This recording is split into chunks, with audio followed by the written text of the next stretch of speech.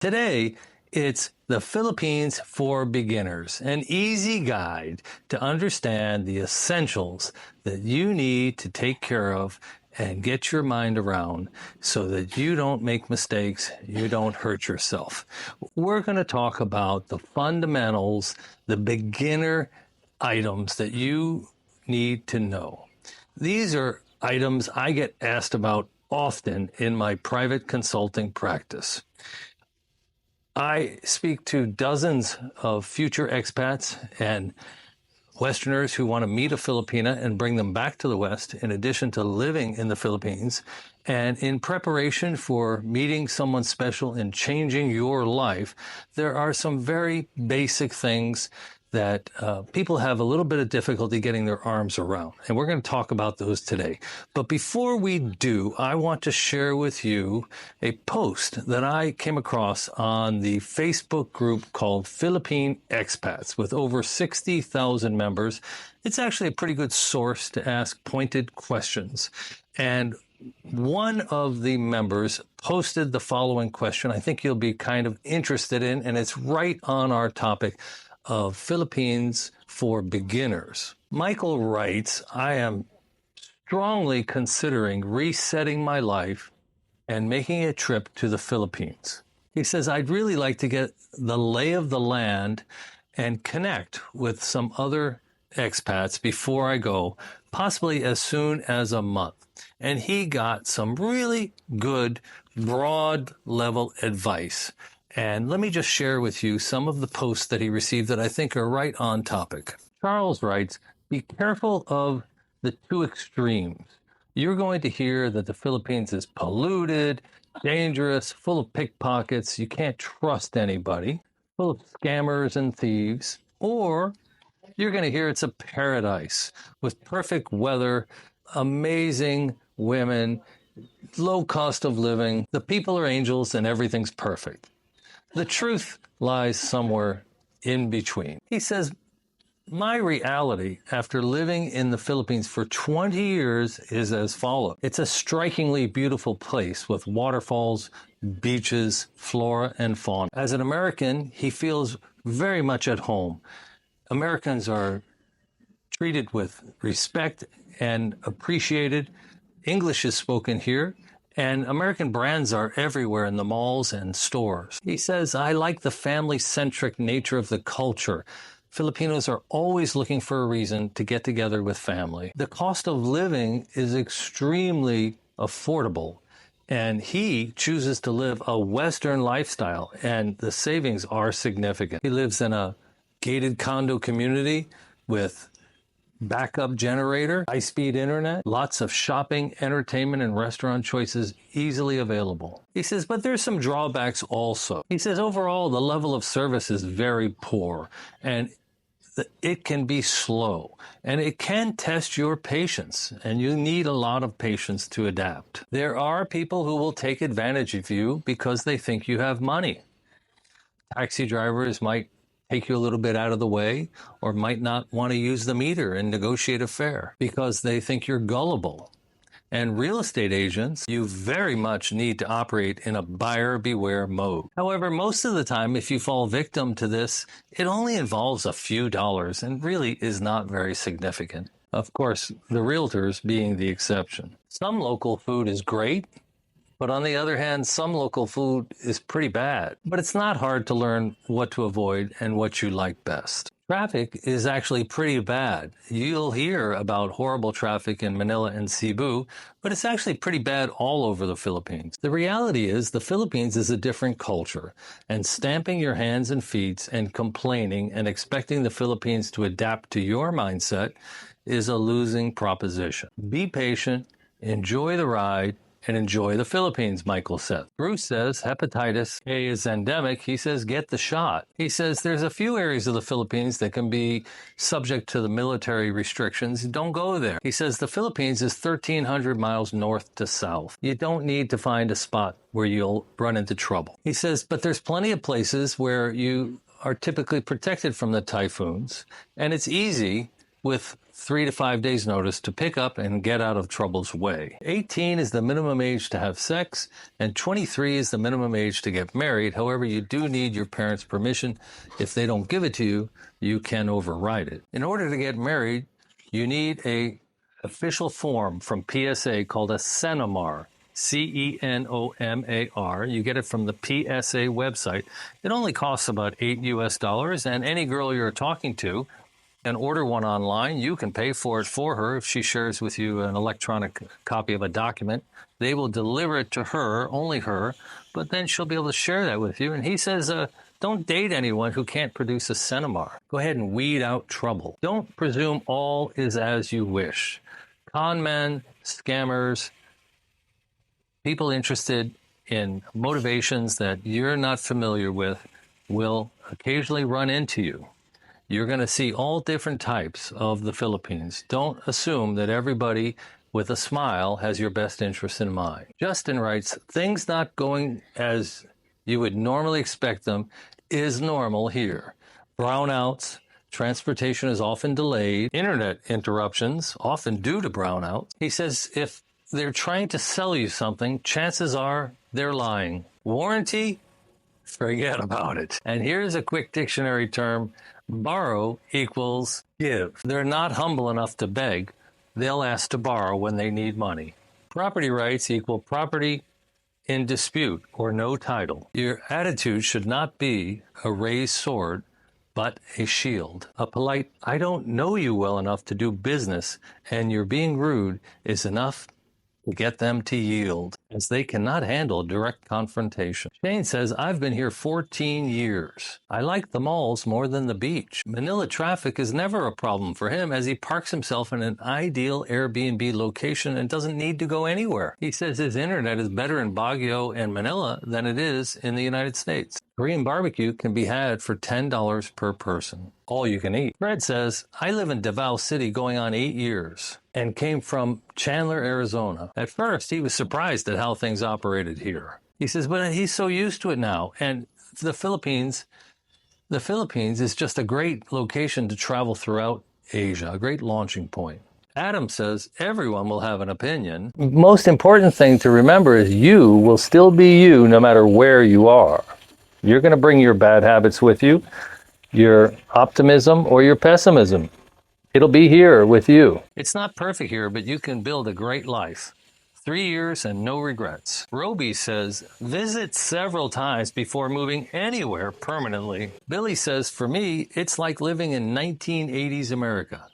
Well, I may be a little older than Billy. For me, it's like living in 1960s America. When I was growing up, people used to throw trash out of the car window on the highway, and occasionally I'll see something like that here, but I try not to be too judgmental because I remember what it was like growing up. So that's a good introduction for you to get your perspective. Now, perhaps you've been watching YouTube for a year or 2 or 6 months, and you have seen the type of home that I live in, the type of environment, the Cagayan de Oro River behind me, the prices that are paid for housing. You've seen our budget videos. You've seen the Filipinas that we live with, the girlfriends, the wives. You've seen how we've transformed our lives, and you're thinking you'd like to dip your toe in the water. And this video, Philippines for Beginners, a how-to guide, is just that. And what I want to talk to you about is just some broad brush themes to get organized. Now, I have a PDF that I offer free of charge. Simply send an email to flymetothephilippines, and that's 1L at gmail.com. flymetothephilippines@gmail.com and request the PDF. I'll go ahead and send that to you. It covers my consulting fees as well.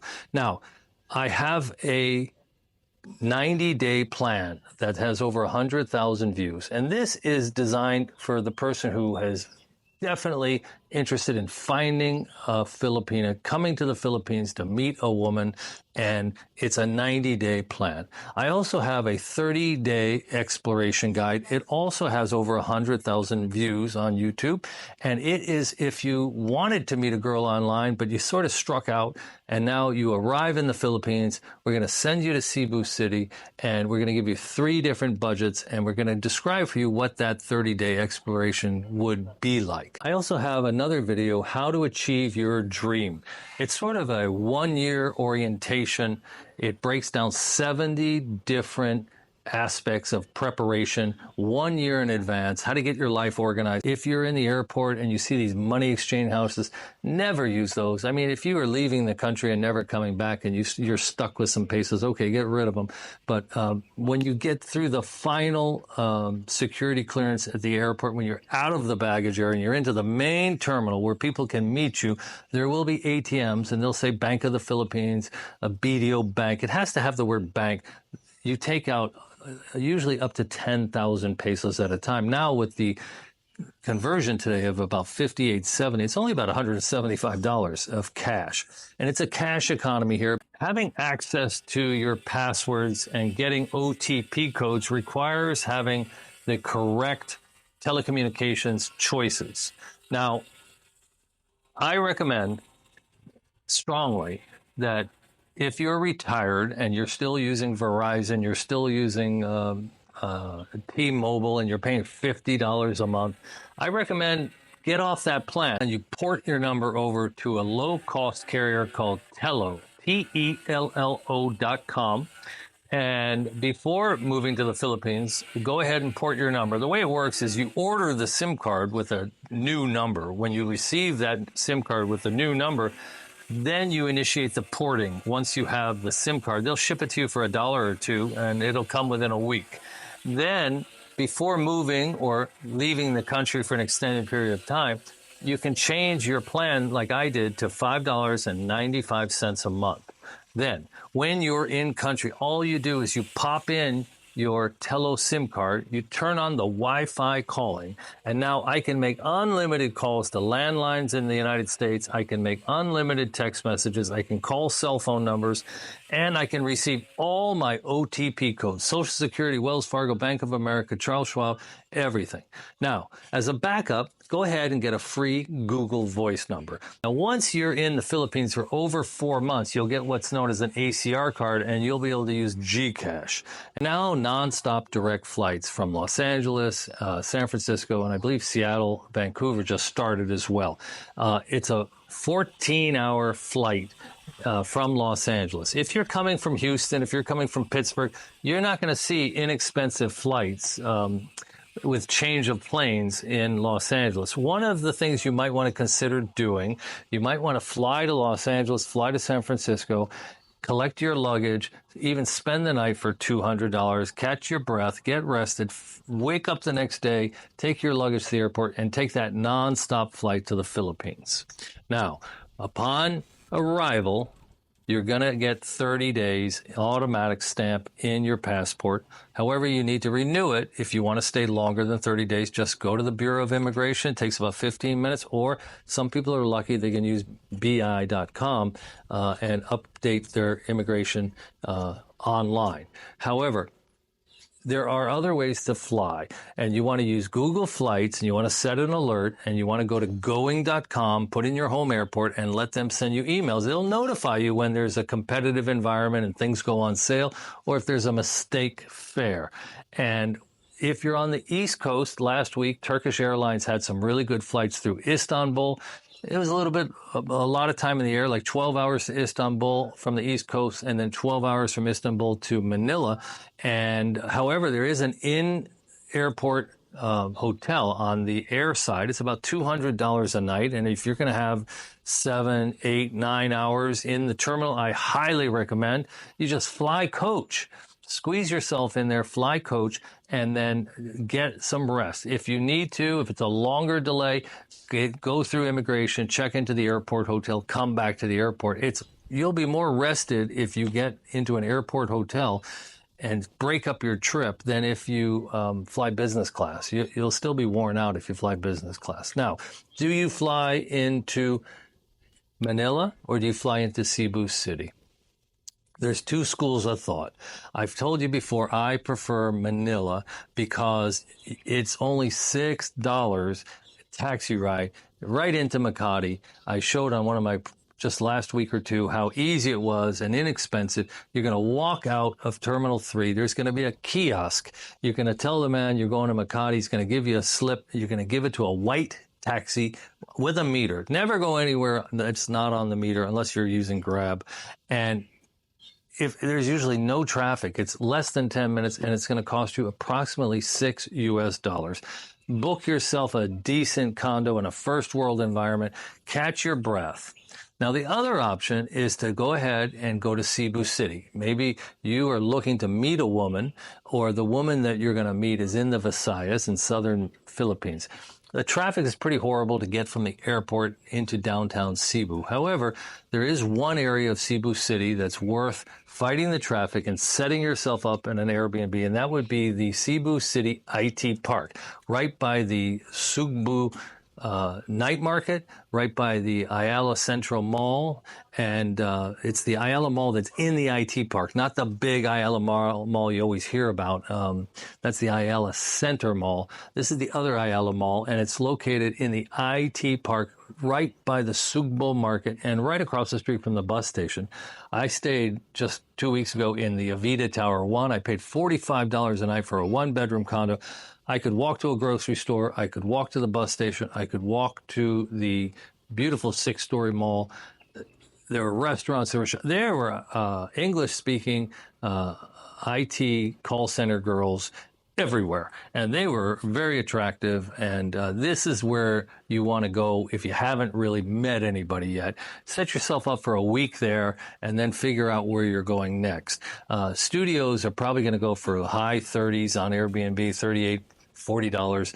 I found a one bedroom for $45 a night. It was very nice. There was no pool in that building, but you can find ones with pools, and it's just what you're looking for if you haven't met a Filipina yet and you want to do the boots on the ground, or you want to work your online tools while you're in country. Now, another option is to go to Davao. Like if you're not a big city guy and you don't want to be in Manila and you don't want to be in Cebu City, maybe you just don't want to meet a girl in the big city. You're worried she's become a little too citified. If you want to experience a nice, smaller cities. Actually, Davao is the second, tied for Cebu for the second biggest metro area, but it's all spread out, very efficient, very clean, considered really very safe, even though on Mindanao, it's very far south, so it misses most of the typhoons, although it is a little prone to earthquakes. But you'll feel a slower pace of life. There'll be beautiful women there.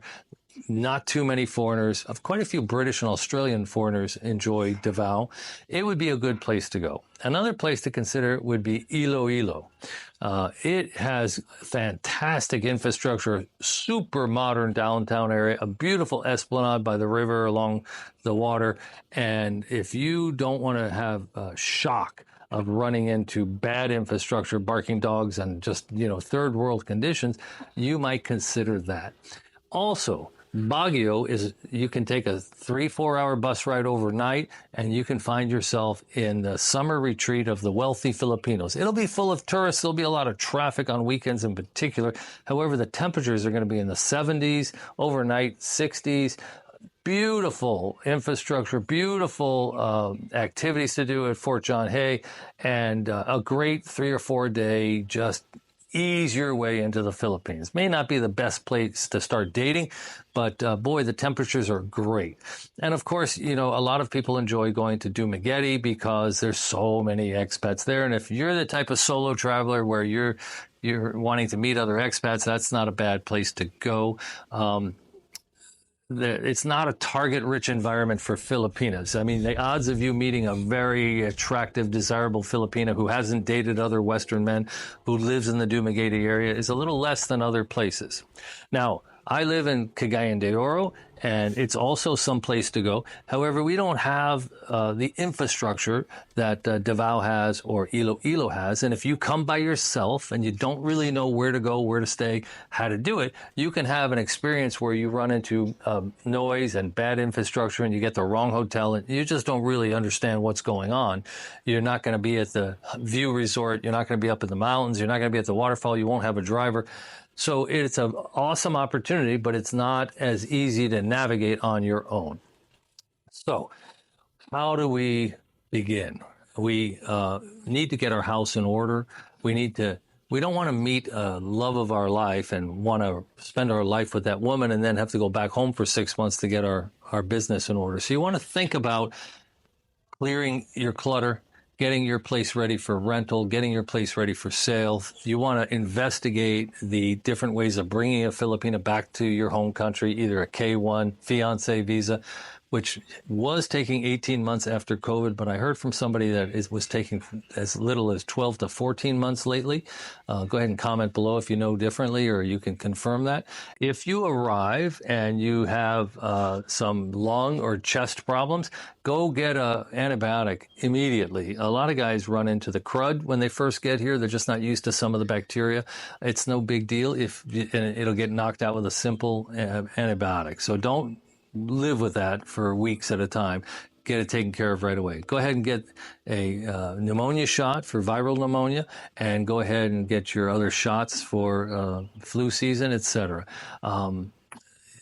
Things are cheap here. If you do need to go to the doctor, not a problem. I recommend a company called Safety Wing for travel insurance. It's based on your age. I used to buy it when I was 65, 66.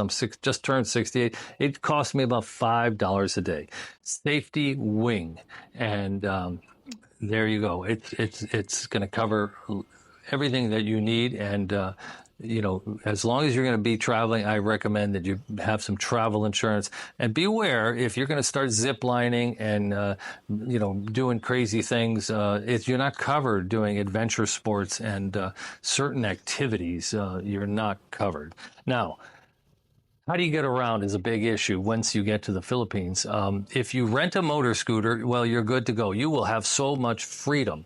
It's so cheap to get places when you have a motor scooter. The entrance fees are like nothing. They're, the waterfalls and museums. It's so cheap to get in places, even if they have two different fees, foreigners and locals. The thing that costs money is to get up into the mountains 2 hours if you're taking a four-wheel vehicle and you have to rent a car, buy gas, or rent a taxi like our driver Joseph for the day. It might cost you $70, $80 to get up and have a full day transportation, including gas.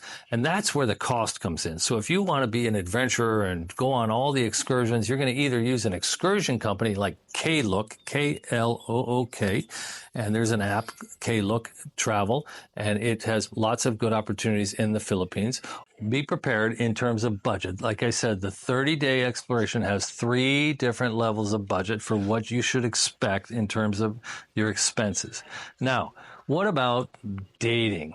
This is something that really causes a lot of problems. The reason they have just shut down an 800-person romance scam call center and another 800-person romance scam call center in the last 6 months is because of supply and demand. There wouldn't be 1,600 people involved in romance scams targeting Western men if it didn't pay. The supply and demand of people ready and willing to be taken advantage of, and the employees needed to take advantage of them, has got to be in balance. So there's an enormous amount of gullible, unsuspecting men who will send money to the Philippines if they think they're talking to a real Filipina, even though every vlogger, myself included, says, do not send money ever, no way, no how. Maybe just a little load money. And, if you just type in Google how to send load to a Filipino phone, you'll get sent to a website where you can put your Visa in and send the woman $5 worth of load for her phone so she can video chat you. Sometimes they have to use coins at a sorry store to video chat. It's kind of legitimate. Not the first day, but maybe after you've started to burn up her video chat and use up all her Wi-Fi. Don't send her money. Put the load on her phone. Okay. Now, what I'm finding is that even though men know they have to video chat to verify the identity of the person they're talking to, women are giving excuses. These scam center women in particular have given their nursing students their laptops in the shop. It's taking too long to get fixed. This is so much BS. There's not a Filipina alive who couldn't walk out her front door and borrow her neighbor's cell phone and video chat you for free on WhatsApp or Messenger. No such animal exists. So if a Filipina tells you she can't video chat you, or at least have an audio call because she's got technology issues, because her phone is broken, her laptop is broken, her Wi-Fi doesn't work. Well, all she has to do is go to Starbucks and use the free Wi-Fi. All she has to do is go to her neighbor who has Wi-Fi. If she wants to video chat you, she will solve that problem immediately. And you could always buy $5 worth of load. It would pay for 20, 30 minutes of video chat. So never, ever, ever buy anyone's BS excuse for why they can't video chat you more than once. There may be one extraordinary circumstance, but it's the people who bypass the video chat or delay the video chat. They become attached to somebody based on texting, based on photos, based on sob stories. We had one client who said that they were an OFW in China, and the Chinese woman, the previous nanny, had the child had gotten locked in the closet because she was on her cell phone. So that woman refused to allow the nanny to own a smartphone, and she was borrowing the desktop computer to text him on a dating site, which didn't make any sense because on a Sunday, all the Filipinas will be at a park having lunch, and they'll share each other's cell phones if they need to. But eventually, he asked for her to send proof and documentation. She sent a falsified passport that Chrissy and I identified was false. So every time, we have yet to have a client who was told the woman couldn't video chat who didn't turn out to be a scammer. So 100% of our experience has been if they refuse to video chat, they have excuses they can't video chat, they only video chat for 30 seconds or less, they turn out to be a scammer. And men have been sending thousands of dollars. So this is just a serious problem. Don't be that guy. Don't be the guy in the white horse he's so motivated. Now, there are a lot of men, and I don't begrudge them, who send $200 a month to women they've never met, and the women call them every day for an hour on video chat. They call them every night on video chat. They laugh at their jokes. They tell the men they're handsome. And, the men, they send money when they probably shouldn't. But, for the men, $200 is not a lot of money, and they don't want other people telling them how to live their lives, and I'm not here to do that. But beware, these women are often collecting $200 from 3 or 4 men in 3 or 4 different time zones, and it's very, very difficult to identify if that's going on. So if you are sending money, you could be somebody who's sending money to multiple girls. Now, the biggest mistake that people make when they start online dating is that they are inundated with incoming traffic. 100, 200 people will contact them. And of the people who contact them, there might be 1 or 2 real people. All the scammers, all the people who are working the system, and this is a job for them, they're checking who's new, and they're finding you, and where can you find a new person who's green behind the ears, who might send money without video chat? New. So they're going to be all over you like white on rice. If you get a wink, or if you get a hi, that might be a real person. Proceed with caution. What you need to do is you need to look for women who have 3 or more photos and have been online in the last 7 days. And you need to write a nice little note that identifies something they said in their profile and says that you find them interesting and you'd like to get to know them better. You want to set up 3 text messages back and forth where you express interest. You ask questions about their life, about their family, about if they work. You tell them a little bit about yourself. And then you want to go to video chat. And if people say, no, I can't video chat, that's it. Out. You're done. You got plenty of other opportunities. You are the prize. You are offering stability, wisdom, years of experience. You're worldly. You have means, and you can bring a solution So it's an economy, a love economy. You're looking for someone beautiful. You're looking for somebody young. You're looking for somebody energetic. You want someone to cure the loneliness epidemic going on in the West. You are willing to provide security. That is what is going on here. And the problem is that there can be people there that are looking to take advantage of you. So it's challenging. And the worst mistake you could make is only be reactive. Only react to people who compliment you, to charm school graduates, people who tell you what you want to hear, people who either the first message you get, they say, get off the platform and video chat me. No, there's something wrong with that. Or the people who won't video chat you, there's something wrong with that too. So 2, 3, 4 text messages. And the typical Filipina is going to want to video chat you for 30 minutes minimum. She might want to keep you on the phone for an hour and a half because she needs to video chat you too to make sure you're the real deal, that you're not going to scam her emotionally, that you would come to the Philippines to meet her.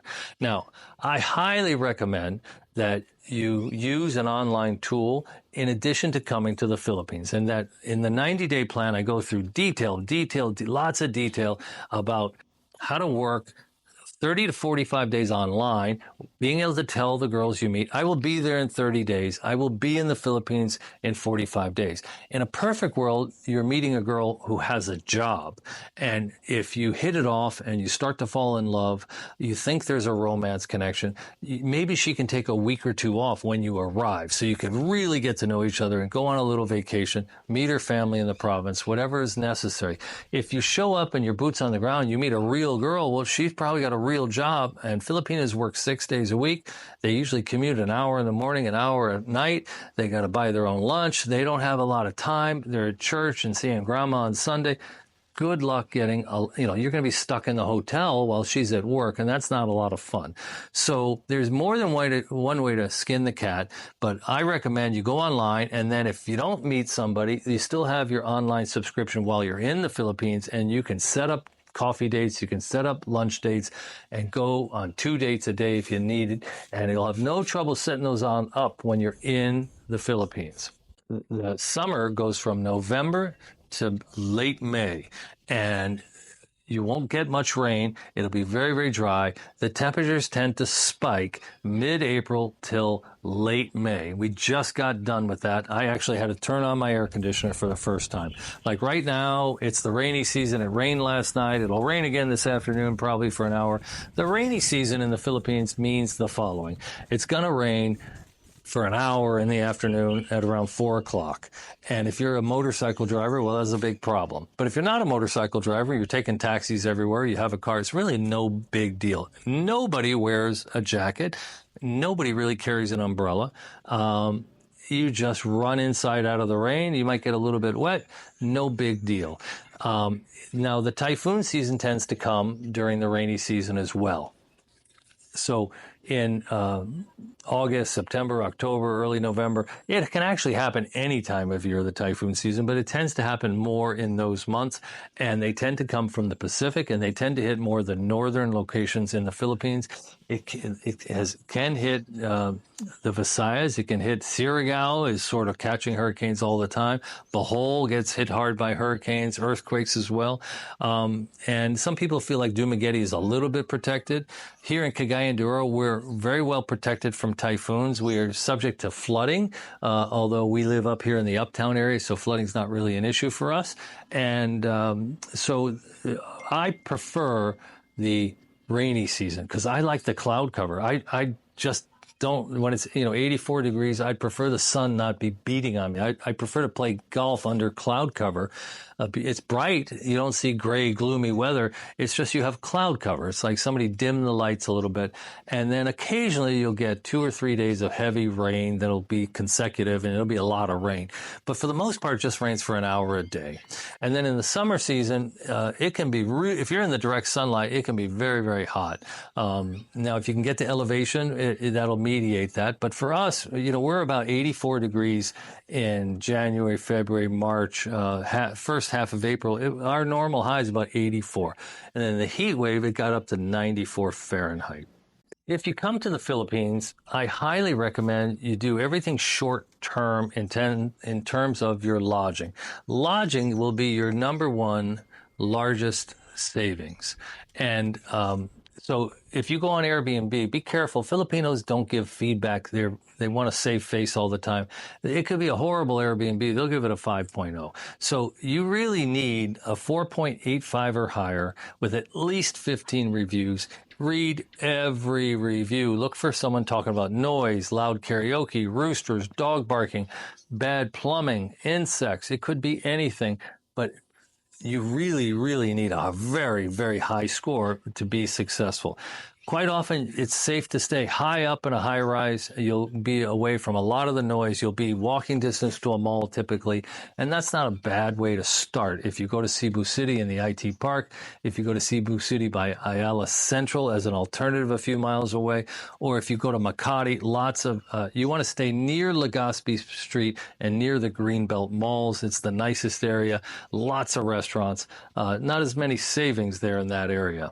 But be careful that you don't let your girlfriend book an apartment for you. Like one of the biggest mistakes you could make is the girl says, oh, I know a place, or I know a good hotel, I know a good apartment. Let me get you 30 days, you're going to be in town. No, it's not that important to do this ahead of time. Book 2 nights in an Airbnb. Book 2 nights in a good hotel. Overspend a little. Don't be a cheap Charlie the first few nights you get there. Think about maybe flying her into Cebu City or busing her into Makati and having a little honeymoon in a first world environment where you can go to a first world mall and restaurants and you can do a little sightseeing. And then when you move to the province, when you move to meet her parents, when you have to get a secondary location, if you're going to rent an apartment for a month, you go eyeball it yourself. And if you're smart, you'll go Friday night at 11 p.m., Saturday night at 12 p.m., and you'll see whether there's a karaoke bar across the street. You'll see if there's barking dogs. You'll find out if there's roosters everywhere. Do not commit to anything long term until you check it out in person. Do not allow your Filipina. Their standard of nice, Filipinas, they're frugal. What they consider adequate is maybe not what you consider adequate. Most guys who move to the Philippines end up in a city and they end up living near where their Filipina family is from, because a good rule to remember is you don't want to move your Filipina too far away from her family. So Chrissy's family lives 5 hours south. It's a $10 bus ride. That's what it cost her to go home last night, $10. And her family can come here for $10, and that works pretty well. But most people live closer. Most people choose to live a half hour to an hour and a half from the wife's relatives. And eventually, you'll probably be like most people and eventually end up in a situation like that. You want to think about food. We have sort of a Costco type operation called S&R. It's a $6 taxi ride each way to get there and back from where I am. I do most of my shopping there, and I supplement it with the giant wet market where I get really good vegetables and salad materials at good prices, good seafood down there too, fresh seafood. So that's important to me. So you need to know what's important to you. Are the beautiful Filipinas in that part of the Philippines? Do you find, everybody has their own personal taste. Is it safe? Are you close to shopping, medical, universities, transportation? Is there an airport within an hour? Is that important to you? So that is the basics for the Philippines. I offer private, personalized consultation, dating, travel, and business consulting in the area of marketing, business development, and sales. Email me at flymetothephilippines@gmail.com. Check out these other videos, the 90-day plan with over 100,000 views, 30-day exploration, over 100,000 views, and Finding Paradise, the one-year guide. Email me at flymetothephilippines if you want the free PDF, a one-year preparation guide to the Philippines. Until next time, Chrissy will be back. See ya.